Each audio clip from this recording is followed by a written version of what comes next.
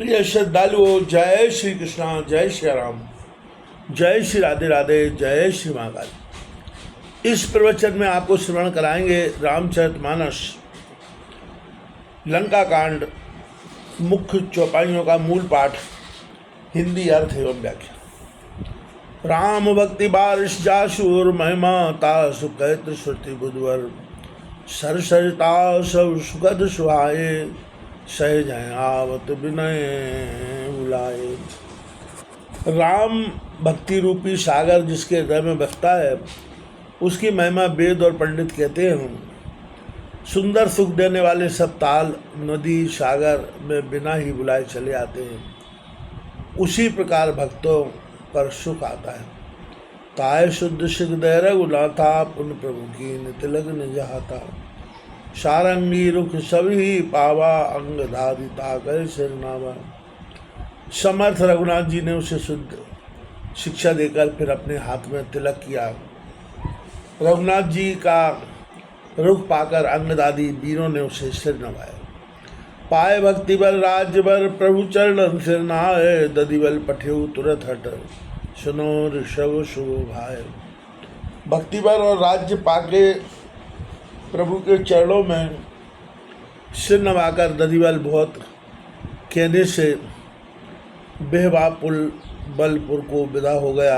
हे भरद्वाज जी, आगे कथा सुनो। तन मन राम चरण अनुरागे दधिबल राज्य करत भय त्यागे। सैन सहित श्री राजीव नैना राजत देख विविध चित चैना। तब मन से रघुनाथ जी के चरणों में प्रेम किए दधिबल भय त्याग राज्य करता है। यह सेना सहित रघुनाथ जी विराजते हैं। उन्हें देखकर देवता मन में प्रसन्न है। हनत दुंदवी विविध प्रकारा पुष्प माल झर करत अपारा। कर स्तुत बर विदय पुकारे आदित्य। सुन निज गे सदारे। अनेक प्रकार से नगाड़े बजते हैं। फूलों की माला की अपार वर्षा करते हैं। स्तुति कर विशेष विनय सुनाकर देवता अपने स्थान को चले गए। उतर जहाँ बैठा दस भाला बिन सिर बपुसो परा विशाला। देख विकल आप उठ धावा पहचानते अति दुख पावा। अब उधर की कथा सुनिए। जहाँ रावण बैठा था वहीं सिरहीन नरन तक का विकट शरीर जाकर गिरा। देखते ही व्याकुल होकर उठ के दौड़ा और पहचान कर महादुखी हुआ।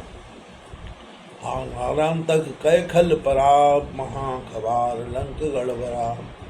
मैं तरिया आदिक निश्चरी शोक समाज विषाद भरी। वह दुष्ट नारायण तक यह कहकर मूर्छित हो गया। शोक से लंका में महाखलबली मच गई। मंदोदरी आदिक राक्षसियां शोक समाज विषाद में मर गई। बिंदुमती आदिक सकल नारायण तक की नार। व्याकुल मैं लौटे परी निस्तन दशा विशाल।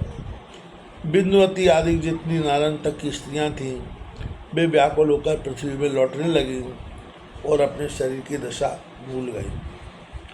आगे इसी प्रसंग को बढ़ाते हुए रामचरितमानस में प्रसंग आता है। कर विलाप जिम निश्चर नारी सो न जान कै। सुन नवचारी शोक जलधि लंका लघु तरणी। चढ़ी शकल निश्चर की धरणी। हे गरुड़ जी सुनो। वे निशाचर की स्त्रियां जैसे विलाप करती थी वह कहा नहीं जाता। शोक सागर में लंका रूपी छोटी सी नौका पड़ी है।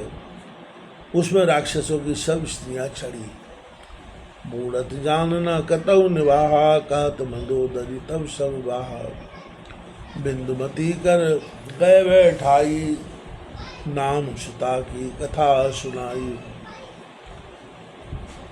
वह नौका डूबना चाहती है।